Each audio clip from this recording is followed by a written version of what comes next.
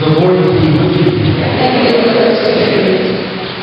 Today is the feast day of Saint John, who was called the beloved disciple because he was the faithful one, close to the heart of Christ.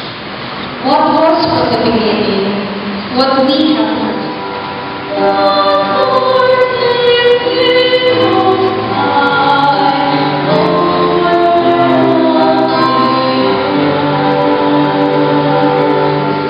A reading from the Holy Gospel according to John. Glory to you, O Lord.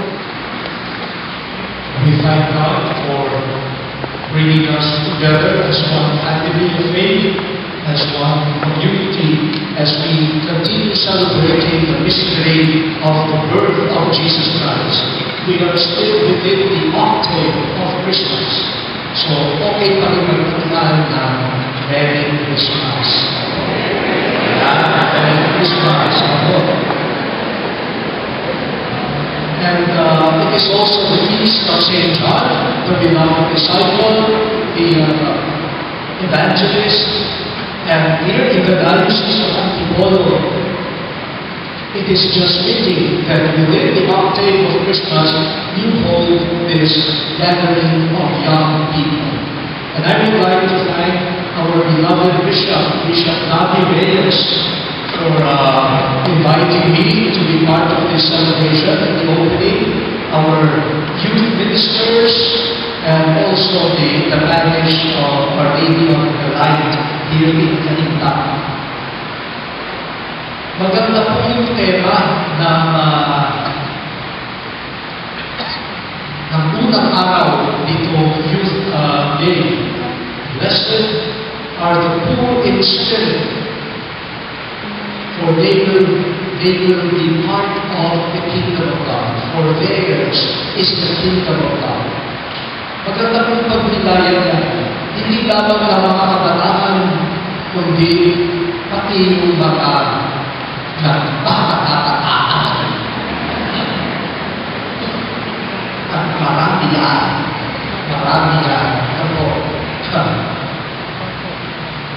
At si San Juan, ating pinag-iryas sa araw na ito, ay makakapagbigay din sa atin ng karanasan niya tungkol sa pagiging mapalan dahil siya ay salat dukha sa Espiritu. When we look at the Beatitudes of Jesus Christ, blessed are you, blessed are you, blessed are you, marami yan. Mapalan kayo sa pagkat ganito.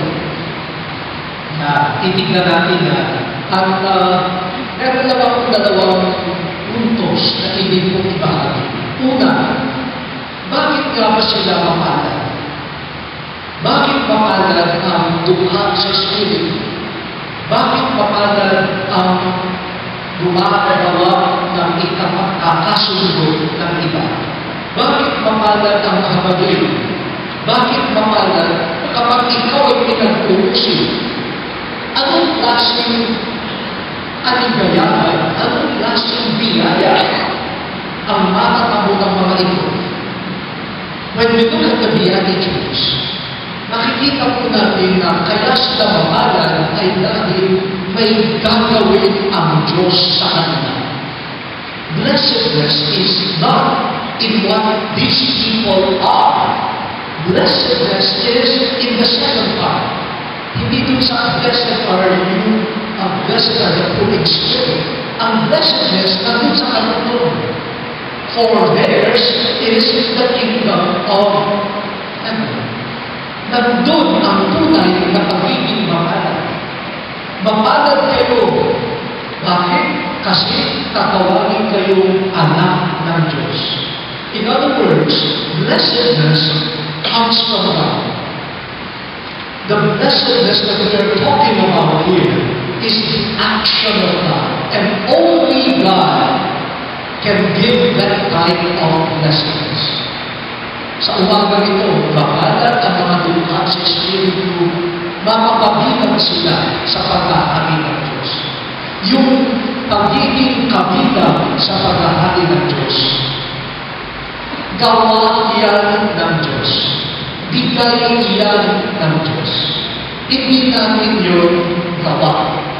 Kaya ang tunay na blessedness is ultimately a grace. We cannot produce it. It is God who must give it. And this is an important question for our time. Ngayon ba sa mundo natin, lalo na mga kabataan, kailan nyo nararamdaman na kayo ay blessed? Dahil ba sa kilos ng Diyos? At pati na sa hindi bata katulad ko, kailan namin nasasabi, mapalad ka dahil ba sa ginawa ng Diyos? Kasi yun ang beatitude. What God does in you and for you. Kuminsan po, pag nanalo sa loko, ay mapalad ka.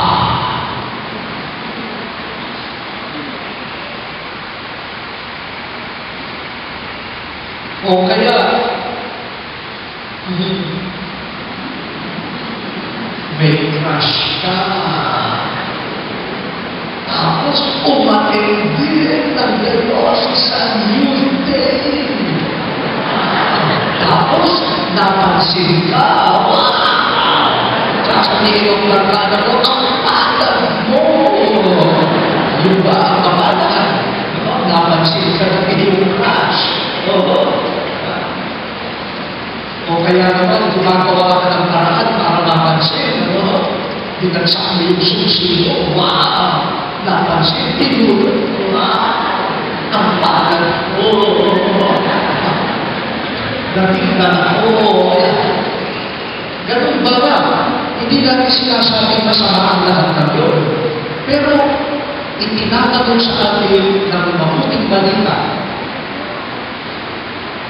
Mapagod ka ba dahil nakikita mo ang ginagawa ng Diyos sa iyo? Ikaw ba ay may pakiramdam ng pagiging truly blessed dahil may offer sa iyo ang Diyos? And today, the offer is, you will belong to my kingdom.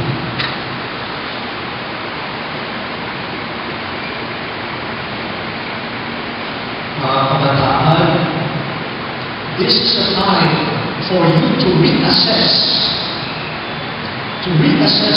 your sentiments regarding true blessedness.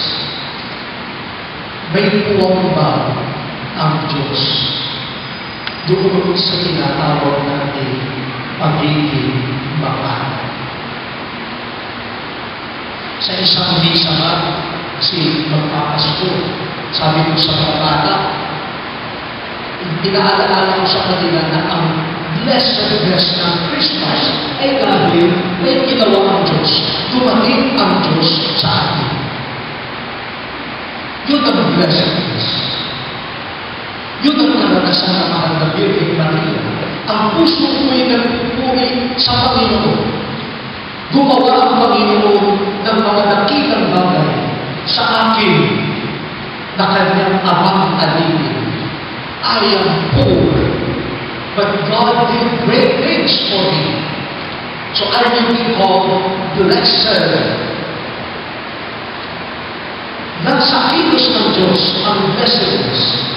Kaya sabi ko sa mga bata, kapag binigyan kayo ng regalo ng ninong at ninang, sabihin ninyo, hindi ko po kailangan yan.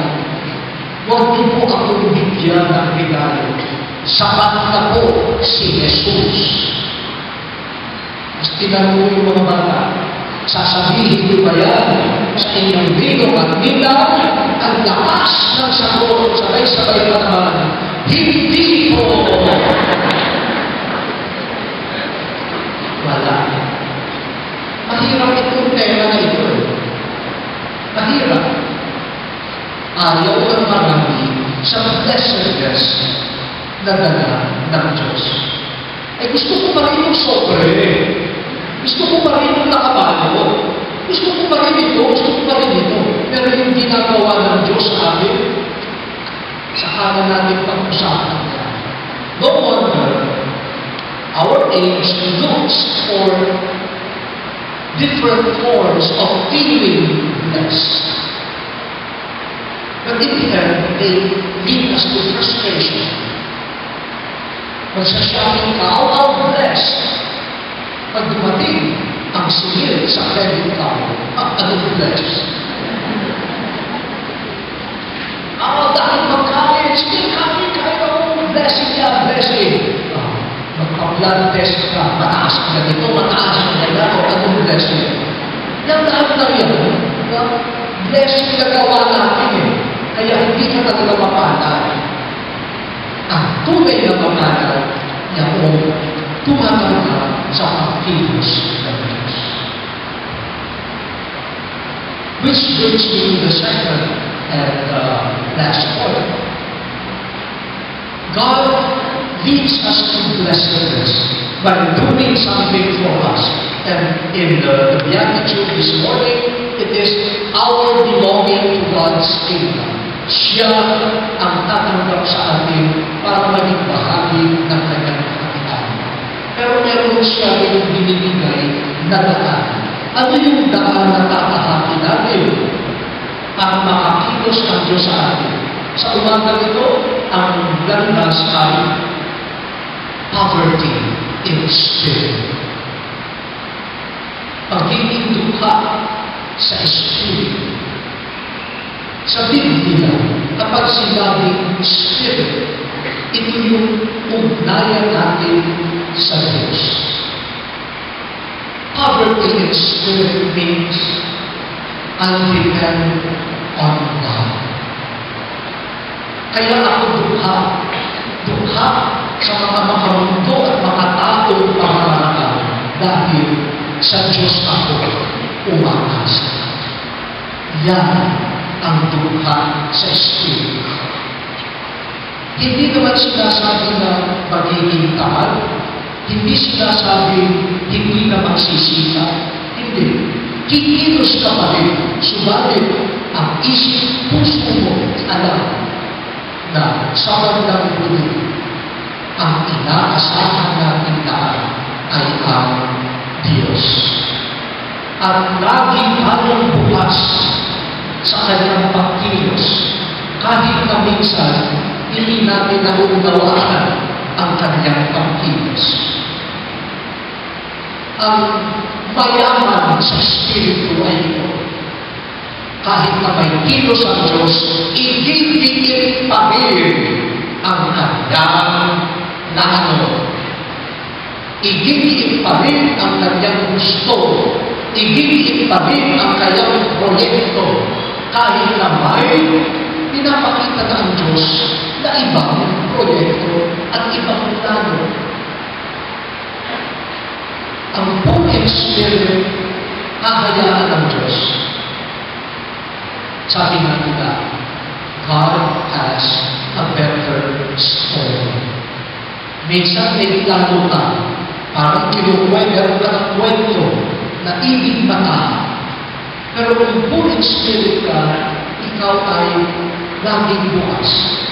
Kapag may ipinakita ang Diyos na iba, you can shift to God's story and be poor. At kapag naging successful, matagumpay ang proyekto, hindi ikaw ang kukuha ng credit, poor kayo ang papurihan ang Diyos.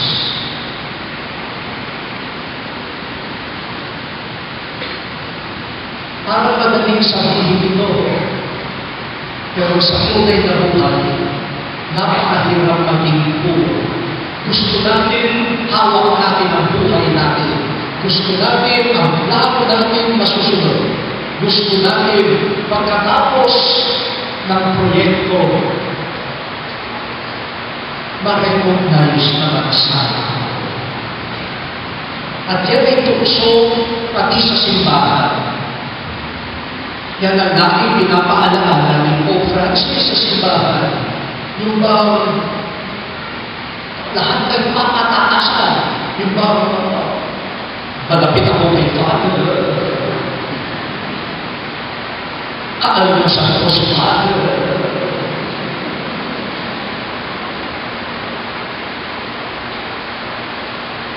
Malapit ako kay Bishop.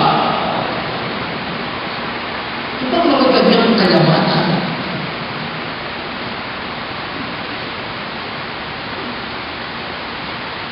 Magdodonate ako pero gusto ko yung papalang ko at nakatikin ko yung dapat nakatikin.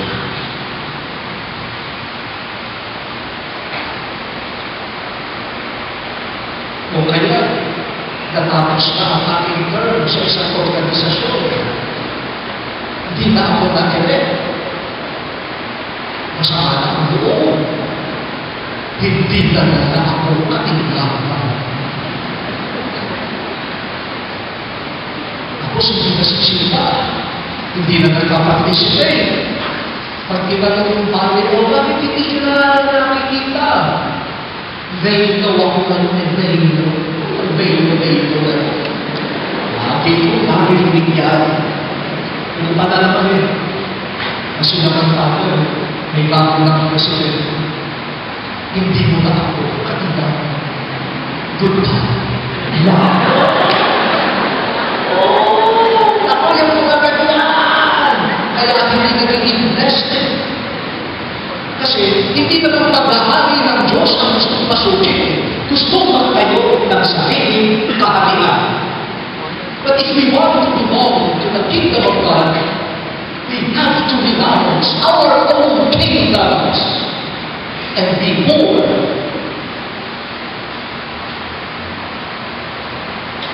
And only that type of person will become rich in the kingdom of God, in the kingdom of heaven. Kaya mga bata, habang bata kayo, mag-practice na kayo, paano maging tukha sa Espiritu. Gamitin ang inyong talents, hindi para sa sariling kingdom, kundi para sa Diyos. And you remain poor. Walang ipagmamalaki sa sarili. Si San Juan Bautista, San Juan Evangelista, yes, kanya na rin. Very poor in the gospel. Nakita niya na walang laman ang dibilan. Pero sabi dito, nakita niya walang laman ang dibilan, subalit naniwala siya. Naniwala siya na muling nabuhay si Jesus. Kahit walang pang problema. Samantalang si Pedro, nakita na walang laman, lumabas siya. Hindi sinabi kung naniwala siya o hindi. Later on pa, kapag nagpakita na si Jesus kay Pedro, saan pa nang naniniwala yung Pedro niya. Pero si San Juan, naniwala ka ba? Poverty. The poverty of love. Kapag nagmamahal ka, St. John is the beloved disciple. Kapag nagmamahal ka, dukha ka. Sabi ka, isusubo mo na lang, ibibigay mo pa sa iyong pinamahal. Ang nagmamahal, laging dukha. Dukha sa sarili. But, kahit walang pruweba, sabi nga ni St. Paul, love believes all things, hopes in all things, and endures all things. Kapag ikaw ay puno ng pagmamahal, puno ka ng pagmamahal, dukhang-dukha ka sa sarili. At kapag dukha ka sa sarili, kahit walang pruweba, you believe. Your love, the emptiness created in you by love, is enough for you to believe. Kaya sa halimbawa ni St. John the Apostle, ang poverty of spirit comes with purity of love. selfless love. The one who loves is poor. Pero kung ang love ay sarili, you become rich. Punong-puno ng sarili. At si St. John, sa first reading, how poor he is. Sabi niya, what we have seen with our eyes, heard with our ears, touched with our hands, regarding the word of life, we proclaim to you. Wala na siyang sinasabi tungkol kay Jesus na galing sa sarili niya. Yung poverty of the apostle. Bakit siya may nagibang bahagi? Kasi dumating si Jesus sa kanya. Nagpakita, narinig niya, nahawakan niya. Very poor, but gifted by the presence of Jesus. Kung wala si Jesus, wala siya masasabi, wala siyang maibabahagi bilang isang apostol. So even the apostle is poor. Without the word of God, he has nothing to proclaim. And if I proclaim myself, then I do not belong to the kingdom of God. So mga kaibigan, lalo na sa mga kabataan, itong dalawang bagay nito, what makes you feel blessed? Sana ang nagpapabalay sa inyo, nagpapaligaya ay ang kilos ng Diyos. Kayo ay kasama sa kanyang pinaghahalin. Pero ikalawa, ano ang daan para doon? Be poor in spirit. Do not build up your kingdoms. Love, and when you love, you become poor. The best exercise in being poor is love. And receive Jesus as your right. When you have Jesus, you have something to share. You have someone to share. Diba? Sabi ni Peter and John, doon sa taong namalimos, sabi nila, ginto o pila, wala kami. Pero kung ano meron kami, ibabahagi namin sa inyo. Sa ngalan ni Jesus, tumayo ka. They were poor in gold and silver, but they were rich in Jesus. And in the name of Jesus, they performed miracles. Mga kabataan, learn this poverty of spirit while young. And you will not regret it. You will experience the joy, the blessedness of having found another kingdom. The kingdom that only God can give us. Bilang pagkatapos ko,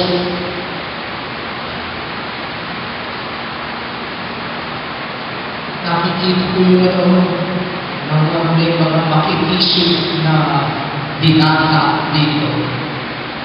Alam nyo, mas magiging maligaya kayo, mga kapataang lalaki, mas magiging maligaya blessed kayo kung papasok kayo sa seminaryo.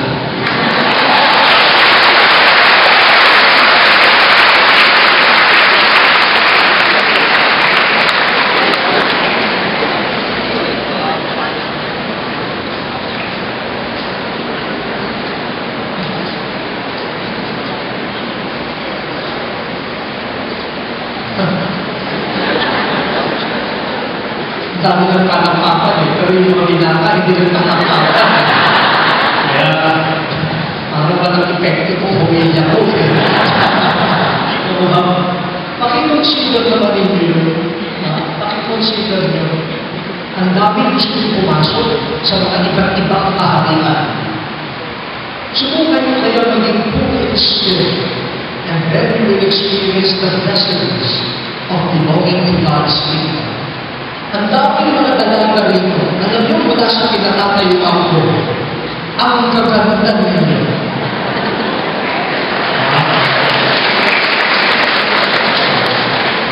Medyo malabo na ang aking sa gabi na ito. Pero magaganda pa rin kayo tingnan. Pero alam niyo, mas gaganda kayo pag nagmadre kayo.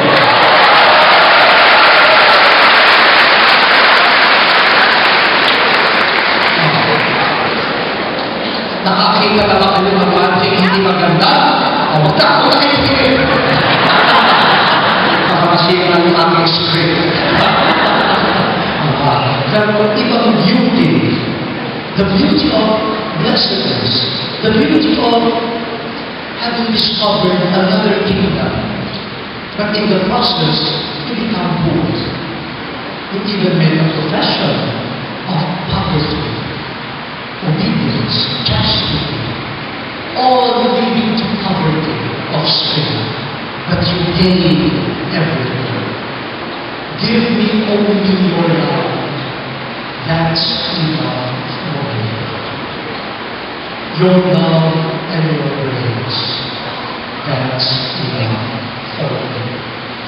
That's the blessedness of the poor in spirit who have found themselves in the kingdom of God. Let us pause and allow the beautiful words of Christ in the Beatitudes to enter our hearts and to bear much fruit.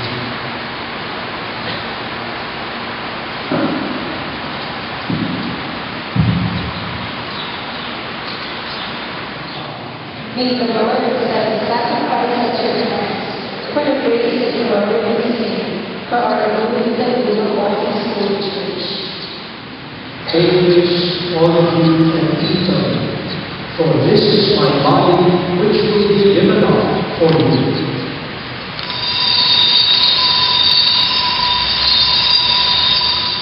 Do this in memory of me.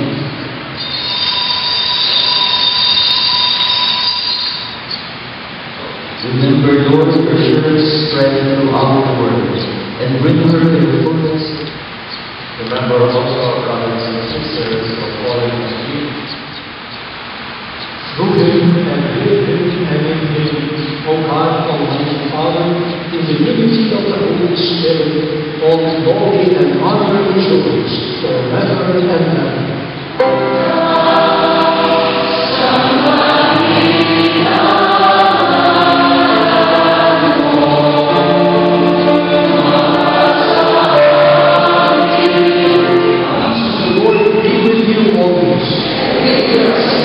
Let us comfort each other in silence.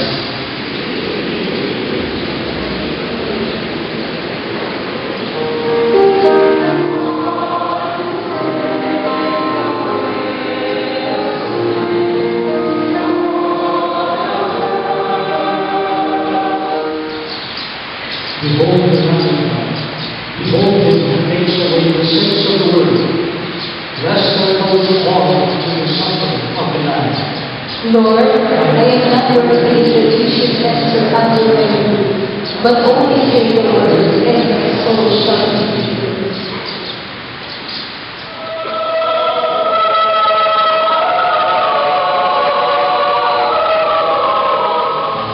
Then we present to you the official delegates of the 16th Diocesan UK. From the 9 environments, parochial schools and trans-parochial organization, we have here the 429 delegates for the